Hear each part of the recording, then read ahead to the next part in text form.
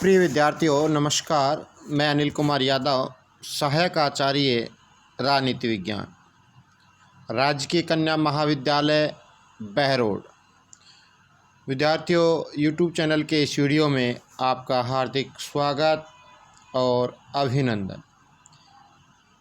विद्यार्थियों, आज के इस वीडियो में हम बीए पार्ट प्रथम के प्रथम प्रश्न पत्र राजनीति विज्ञान के मूल आधार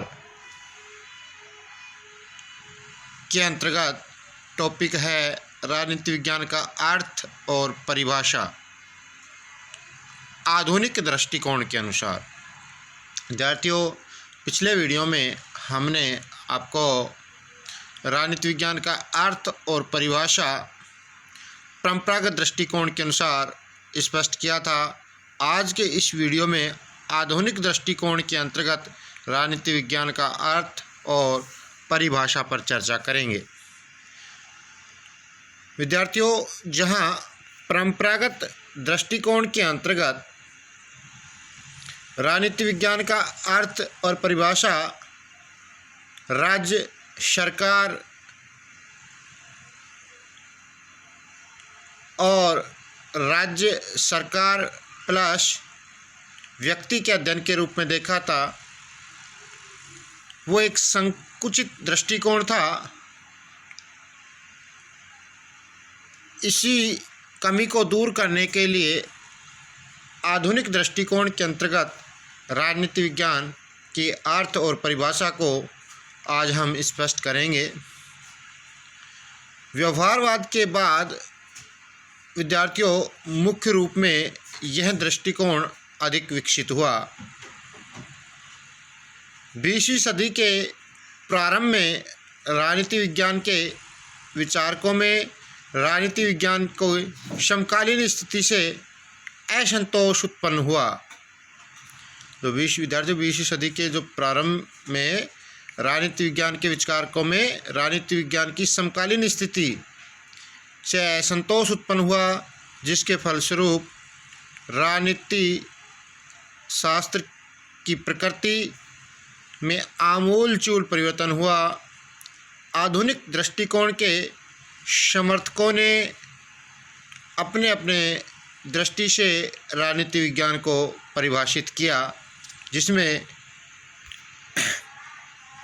कैटलिन के अनुसार राजनीति विज्ञान शक्ति का विज्ञान है, अर्थात शक्ति का अध्ययन किया जाता है राजनीति विज्ञान में। इसी तरह विद्यार्थियों लॉसवेल जो आधुनिक दृष्टिकोण के समर्थक है और आधुनिक दृष्टिकोण के अनुसार राजनीति विज्ञान को परिभाषित करते हैं, उनके अनुसार राजनीति विज्ञान के प्रश्न हैं कौन, हु, क्या, व्हाट, व्हेन, कब और व्हाई, कैसे। तो लॉसवेल राजनीति विज्ञान की परिभाषा को एक प्रश्नात्मक रूप में करता है कि कौन, क्या, कब और कैसे।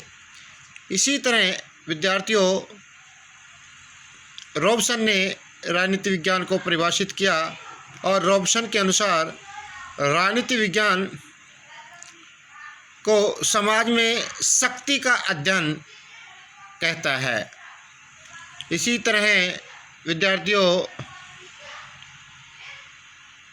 पिनॉक और स्मिथ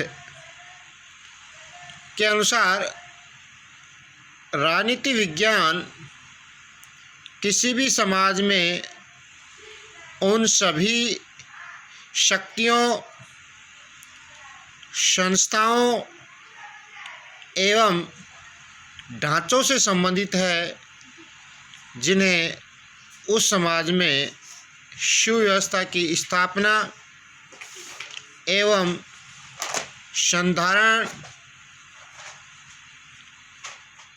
अपने सदस्यों के अन्य सामूहिक कार्यों के संपादन तथा उनके मतभेदों का समाधान करने के लिए सर्वाधिक अंतर्भावी सत्ता माना जाता है।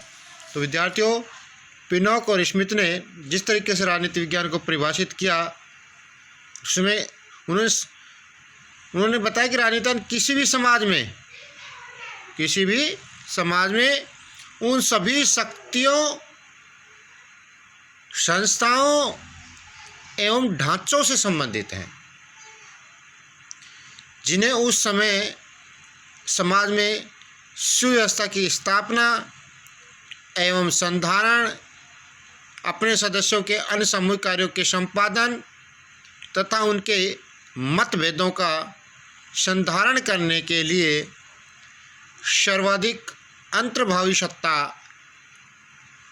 माना जाता है। तो इस प्रकार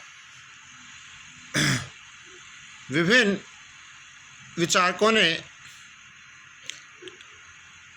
आधुनिक दृष्टिकोण से राजनीति विज्ञान को परिभाषित किया और राजनीति विज्ञान के अर्थ को यहाँ पर विद्यार्थियों ने स्पष्ट किया है।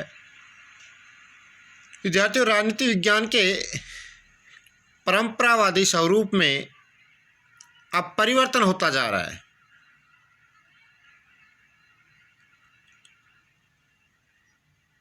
अब यह स्वीकार नहीं किया जा सकता कि राजनीति में केवल राज्य या उन कार्यकलापों का ही अध्ययन किया जाए जो व्यक्ति के राजनीतिक पक्ष से ही संबद्ध हो। अर्थात यहाँ केवल राजनीतिक पक्ष का ही अध्ययन नहीं किया जाता। आधुनिक विचारकों में राजनीति विज्ञान को एक नई दिशा प्रदान की तथा उसे अधिक विज्ञान सम्मत बनाने का प्रयत्न किया।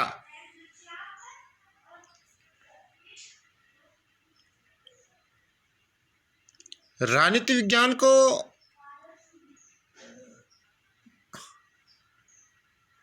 आधुनिक दृष्टिकोण से परिभाषित करने वाले विभिन्न विचारकों के निष्कर्ष के आधार पर राजनीति विज्ञान की आधुनिक परिभाषाओं को संक्षिप्त रूप में यहाँ स्पष्ट किया जा सकता है। जैसे कि राजनीति विज्ञान शक्ति का अध्ययन है,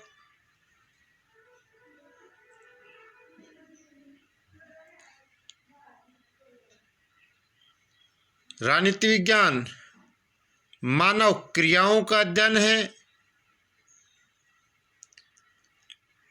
राजनीति विज्ञान राजनीतिक व्यवस्था का अध्ययन है। इसी तरह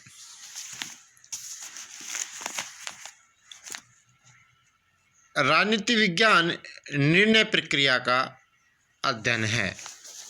तो विद्यार्थियों, राजनीति विज्ञान की आधुनिक परिभाषाओं के आधार पर हम स्पष्ट रूप से कह सकते हैं कि राजनीति विज्ञान शक्ति का अध्ययन है, राजनीति विज्ञान मानव क्रियाओं का अध्ययन है, यह राजनीतिक व्यवस्थाओं का अध्ययन है, यह राजनीति विज्ञान निर्णय प्रक्रिया का अध्ययन है। तो विद्यार्थियों, आधुनिक विचारकों ने राजनीति विज्ञान के अर्थ और परिभाषा को अपने अपने दृष्टिकोण से परिभाषित किया। इस आधार पर परंपरागत और आधुनिक दृष्टिकोण के आधार पर राजनीति शास्त्र को परिभाषित किया गया है, लेकिन सर्वमान्य सिद्धांत अथवा रूप कोई भी स्पष्ट नहीं होता और इन्हें परस्पर पूरक माना जा सकता है। अर्थात ना तो राजनीति विज्ञान का परंपरागत दृष्टिकोण अपने आप में संपूर्ण है और ना ही राजनीति विज्ञान का आधुनिक दृष्टिकोण अपने आप में संपूर्ण है। इसलिए दोनों को एक दूसरे का पूरक माना जाता है। धन्यवाद विद्यार्थियों।